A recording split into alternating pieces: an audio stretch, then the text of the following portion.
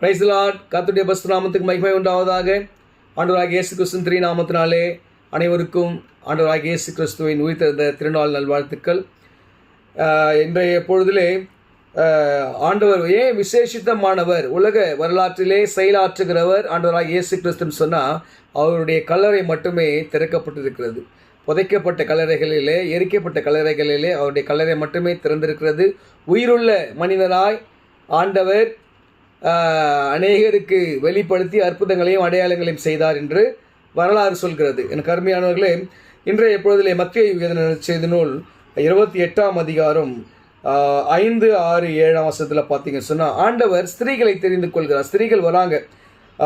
தூதன் அந்த ஸ்திரீகளை நோக்கி, நீங்கள் பயப்படாதீர்கள், சிலுவையில் அறையப்பட்ட இயேசுவை தேடுகிறீர்கள் என்று அறிவேன். அவர் இங்கே இல்லை, தாம் சொன்னபடியே உயிர்த்தெழுந்தார்.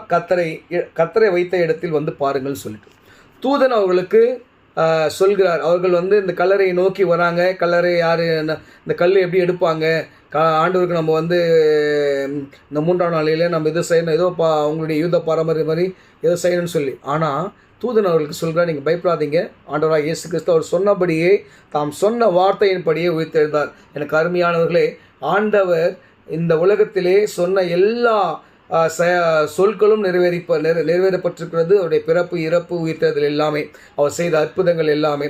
ஆனால் இந்த ஒரு சாப்டரில் பார்த்தீங்கன்னு சொன்னால் என்னன்னா, ஸ்திரீகளுக்கு ஆண்டவர் மறுவாழ்வை கொடுக்கிறார். ஆண்டவர் சுவிசேஷத்தை அறிவிக்கும்படியான ஒரு சீடர்களுக்கே இதை போய் சொல்கிறார். 7ஆம் வசனம் வாசிக்கிற நீங்கள் பாருங்கள். சீக்கிரமாய் போய் அவர் மரித்தோரிலிருந்து எழுந்தார் என்று அவருடைய சீடர்களுக்கு சொல்லுங்கள்னு அந்த தேவதூதன் ஸ்திரீகளை நோக்கி சொல்கிறார். எனக்கு அருமையானவர்களே, அந்த காலத்தில் ஸ்திரீகளுடைய நிலைப்பாடுகள் என்ன என்பது நமக்கு நன்றாக புரியும்.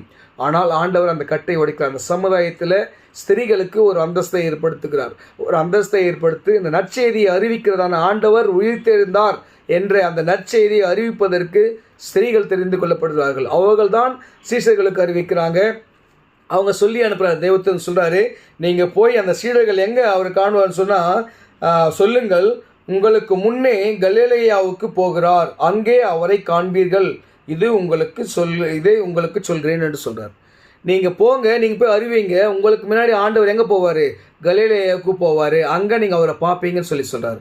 அருமையானவர்களே, ஆண்டவர் உலக வரலாற்றிலே செயலாற்றுகிறவர் அவர். அதனால்தான் கிபி முன் பிரித்தாங்க, கிறிஸ்துவுக்கு முன், கிறிஸ்துவுக்கு பின். இன்றளவும் உலகம் அப்படிதான் செயல்பட்டு கொண்டிருக்கிறது. ஆண்டவர் இந்த உலகத்திலே ஆண்டவருடைய கல்லறை மட்டுமே திறக்கப்பட்டு உயிருள்ளவராய் இன்றளவும் நம்மளுக்காக பிதாவிடத்தில் அவர் பரிந்து பேசிக் கொண்டிருக்கிறார். விசுவாசிங்க.